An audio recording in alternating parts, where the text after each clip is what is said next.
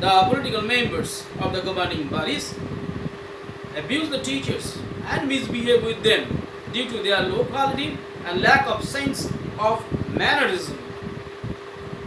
Instead of merit, political allegiance is given importance in almost all recruitments in colleges and universities. Copying or mass copying by some students take place in the examination halls. The higher educational institutions have become the centers of politics. Students are fighting against each other in the campus, campaigning, canvassing, postering, shouting slogans, boycotting classes, hearing the principals or vice chancellors, in a word, polluting the campus of higher educational institutions. The level of knowledge of some teachers in higher educational institutions is not up to the mark. With due respect, I am saying this. Even many teachers do not come to teach with preparation, fully preparation.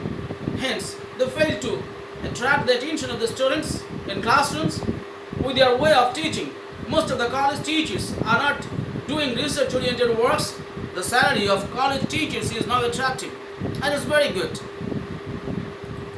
In spite of that, a substantial number of teachers are now engaged in private tuition. Some of them are associated with some academic institutions from where they earn extra money. Origin of problems. Now I am coming. Why these problems are going on? A partial problem has been identified by me. It seems to me that globalization is the mother of all noxious impacts on Indian education system. Though globalization has brought about economic growth and development, it has connected the people throughout the world. It has increased business, it has increased communication, it has increased sharing of knowledge, it has increased a lot of other things. It has caused terrific and tremendous changes in the lifestyle of the people living in medium developed countries like India. The wave of globalization touched, hit and hurt the Indian economy, education, industry, society and culture. Globalization has provided benefits only to a creamy layer of the society, while the greater chunk of unprivileged poor and backward people have been deprived of any such positive taste of globalization.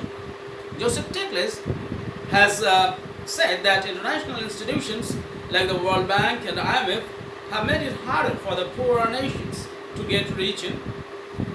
He further realized that globalization without governance often leads to devastating results, especially on less developed countries. He himself has cited in 2004 Zin Broadillard believes that globalization hurts local cultures and is the cause of most terrorism. Young students of schools, colleges and universities are using electronic gadgets randomly. It is easy to procure and maintain, with the making of communication system faster, cheaper and easier for business and academic activities. The mobile handsets, computers, internet, iPods have made a lot of young students addicted to these instruments. Most of the students are using the sources for entertainment, not for positive purposes. Many of the students are using these gadgets, electronic gadgets, for positive purposes, for their education purposes, for learning purposes, but a lot of students in rural as well as urban areas are using these electronic gadgets for their entertainment purposes, which are causing immense loss of their memory, loss of their attention, loss of concentration, loss of many other things. They are forgetting relations. They are now being self-centered. They are being selfish. They are not being social. They are not intermingling, talking over phones, or they are not writing letters. Many of the students have forgotten the art of writing letters in papers with pen. However, in India, average frequency of social networking access using mobile internet is 7 days a week. Facebook is the leading website accessed by 97% of all social media users in India. Indians spend an average of approximate 30 minutes 5 years ago every day on social media. Yes, I wrote this article in 2013. Of these numbers, the maximum users are young men, 84%, and college students, 82%. College students, 82%. As a result of this phenomenon of over-communication with people online and on networking sites, we are slowly drifting away from real interactions with people and becoming isolated within us and are perpetually living in a virtual world. This aspect gives rise to voyeurism, makes us moody, and it promotes anonymity, albeit unintentionally. An American author, Nicholas Carr, an essayer in his book, The Swallows, What the Internet is Doing in Our Brains, argues that while Internet improves our cognitive ability to skim and scan, it diminishes our intellectual capacity to concentrate and contemplate. Carr wrote in 2013 in his book in page number 43. Many parents and teachers believe that just like television and video games, social media has only added to the pile of distractions that compete for learners' attention today. It adds wrong influences, undesirable peer pressure, bullying, and simple time wasting. In fact, social media is also emerging as a powerful and unparalleled tool to share information, shape opinions, connect people across domains and cultures, bring participation, and above all, to communicate as never before. Pitroda wrote in 2013. Now,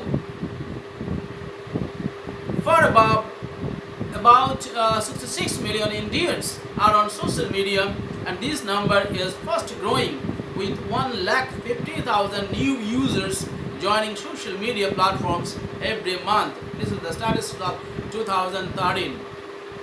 Globalization. Globalization has opened the door of cross-cultural contacts. Globalization also has expanded recreational opportunities by spreading pop culture, particularly via the internet and satellite television.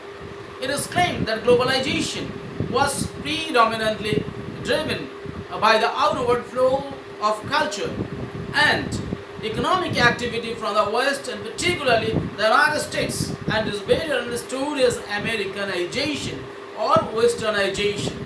Pop music and pop culture are Western, and they have recently created deplorable situation in academic sphere of Asian countries.